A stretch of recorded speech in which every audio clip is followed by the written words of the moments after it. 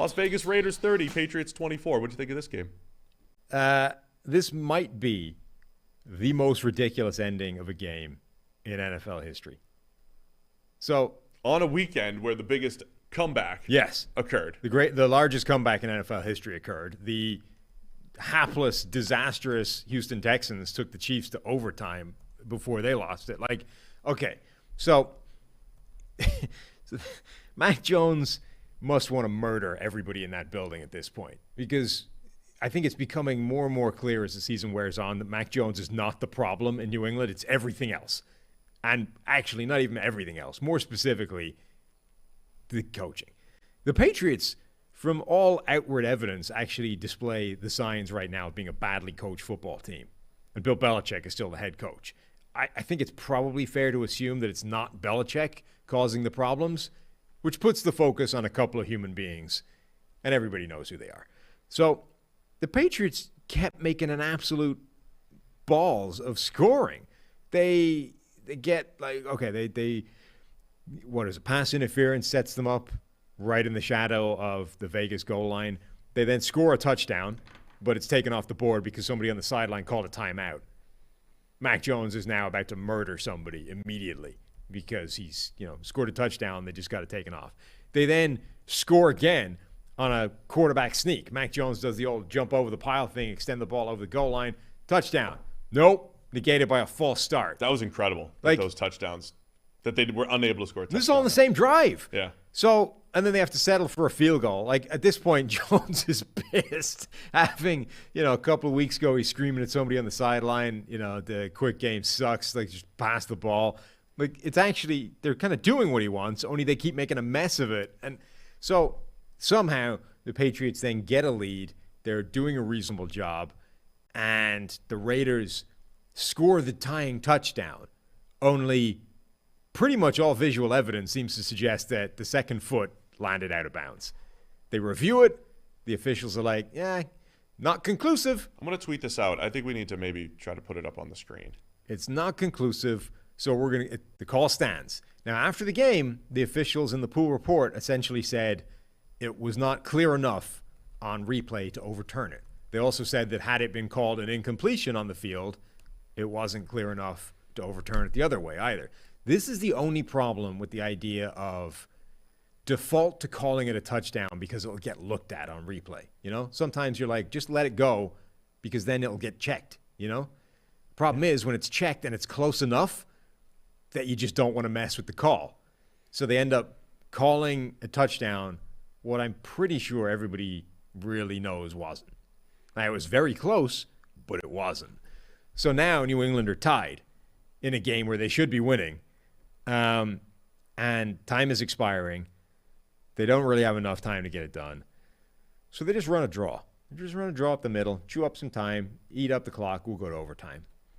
The giant hole up the middle, because the Raiders aren't defending a draw, because all you're caring about is stopping them getting to the sideline or having a giant play.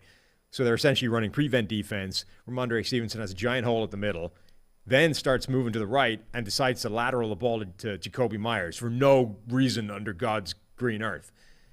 Myers, seemingly inspired by the idea of lateraling the ball, decides, I guess this is the situation we're in now. It's crazy, crazy woo-woo time. Just turns around and heaves it back into the middle of the field in the direction of Mac Jones, who's 20 yards behind the play just watching this unfold. Doesn't get it there. Chandler Jones, the defensive end from the opposition, picks it up, and the only thing standing between him and a walk-off touchdown is Mac Jones. So what does he do? He just stiff arms him to the turf, runs over him, and scores. The Raiders walk off in victory. And the Patriots are like, what the hell just happened? Mac Jones catching all sorts of strays, figuratively and literally, catching a stiff arm. Right. I mean, Mac Jones, people are like, I got to find the Mac Jones quote where he took full responsibility for not tackling Chandler Jones. For not tackling Chandler Jones. Stop it. Mac Jones, poor Mac Jones, just hands the ball off. It's a draw play. Mac Jones is thinking about what plays are we going to run in overtime. We're just running a draw. We're going to run it out. Nobody's going to score here. We're going to go to overtime. Hope we win the coin toss. What are we going to run? Hope we win in overtime. Before you know it, there's a ball coming at him from Jacoby Myers. And it's intercepted by Chandler Jones, who stiff arms him to hell. Yes. And look, Chandler Jones is 6'5" and 260 pounds and decided he was going to run right over him. Like, okay, should Mac Jones have been able to execute that tackle as a large enough human being in his own right? Probably.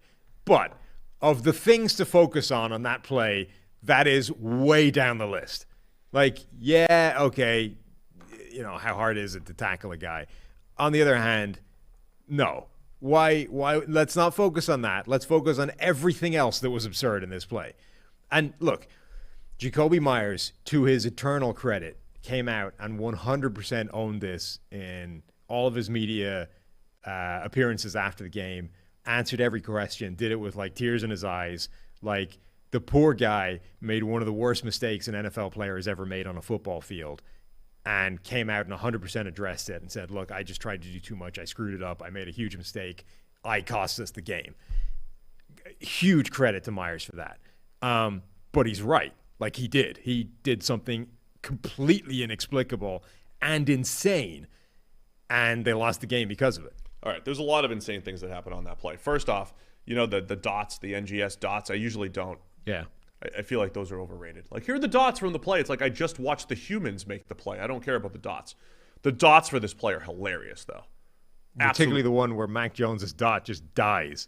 He just doesn't move again. I think the Jacoby Myers part, though, because Stevenson laterals it to him, and then Myers retreats like 10 yards just to create some space to lateral it to his immobile quarterback. Yes. Sorry, he's not immobile. He runs like a 4.7. To his quarterback. Yeah. Where it gets intercepted by Chandler Jones. All right. So let's just back up really quick here. It is a tie game. Right. Why did it happen? Why, in a tie game, they asked Bill Belichick, why didn't you throw it? We can't throw the ball that far. Might be fair, right? Okay. I can understand the reasoning that we're not going to risk throwing a Hail Mary, because strip sacks can happen, right? And if you throw it short, it's useless, right? You can't throw a Hail Mary short. It's useless. You might as well just go to overtime. So your two options at the end of the game, in a tie game, should only be you're going to throw a Hail Mary or you're going to take a knee, right? There's nothing in between. Yes. And teams do this all the time. They get away with it 99 out of 100 times, right? They could have taken a knee to end the game. They just run a play. Or they just, end of the half, they just run a draw instead of just taking a knee and going to the locker room. Because bad stuff doesn't happen like this all the time. Why even run a draw? Why even run the ball?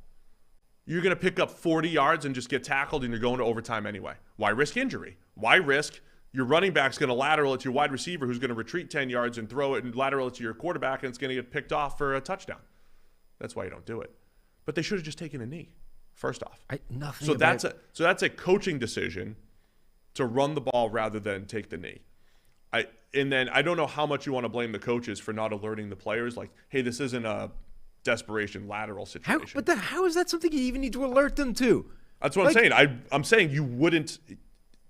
All of the situational football that you practice, you probably don't need to cover in a tie game. Right. Don't play the desperation lateral game, because in those situations we see defensive touchdowns all the time when you're losing. The one thing I don't think you can blame the coaches for is not explicitly telling the people as they go out on the field with 3 seconds left, hey, don't, go crazy with laterals and throw the ball to the defense here. Like, it's a tie game. Anything other than that, we go to overtime.